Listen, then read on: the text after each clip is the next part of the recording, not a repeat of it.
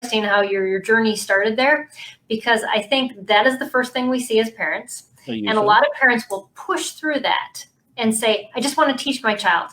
And they forget, I often tell them, stop. You got to deal with the behavior before your child. It's not effective to teach them, is it? No, you can't teach in chaos. You can't teach unless the child is attentive. Uh-huh.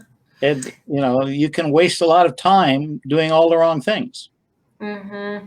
And basically what I tell most parents is, you've been to the grocery store and seen the 4-year-old on the floor having a temper tantrum because mom won't give him the cookies. Right? Yeah. Well, that's the end cycle of a lot of behavior being done badly. Right? Mom says no, and the child understands, well, that doesn't really mean no. If I keep pushing her, she'll cave. And they just ramp it up until mom can't take it anymore, and then she gives in.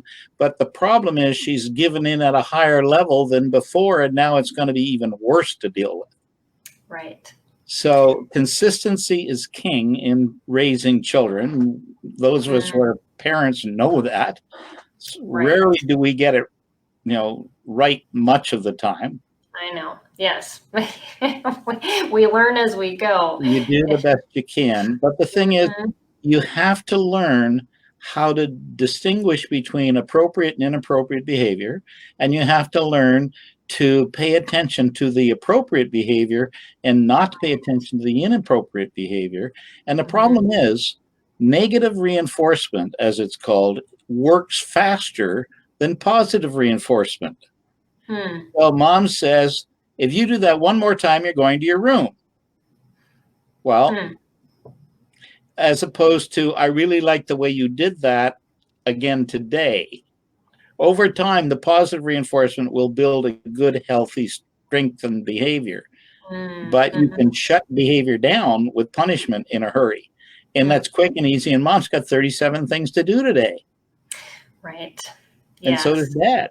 So I saw one of your resources. You had like 90 some ways to 90 ways to say good for you. Yes. Yeah, we teach that to parents. So we actually teach them to put those on cards, on index cards, and go through them as fast as they can. And unless they can do 200 words a minute,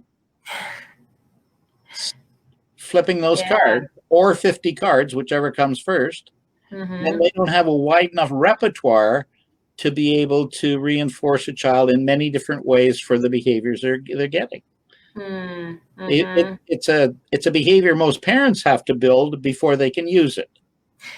It's modeling. We have to be able to model to our children the behavior we want them to have. And that's not the thing you're thinking about when you want to start homeschooling. It's like, I got to quick solve this problem with, this child. And most of us are in that situation where we're overwhelmed already. But yet we talk also to our parents about this deprogramming time, this time where you pull back from the school, especially if you take your child out of a public school, just to develop a new way of learning.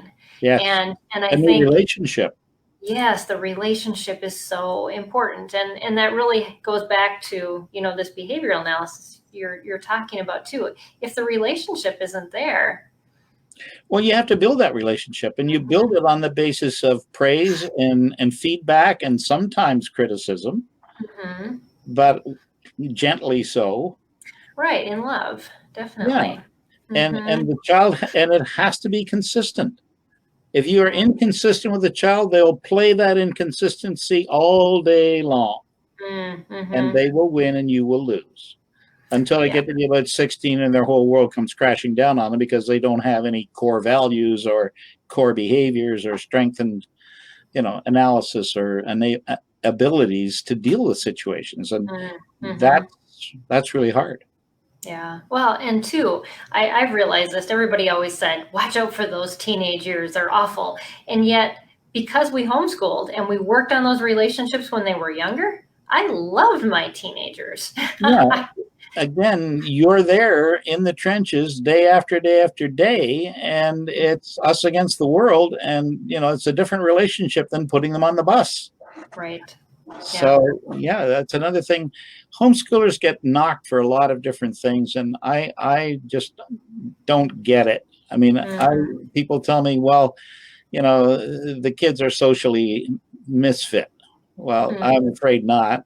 I've met way too many of them who are polite and interesting, and so yeah.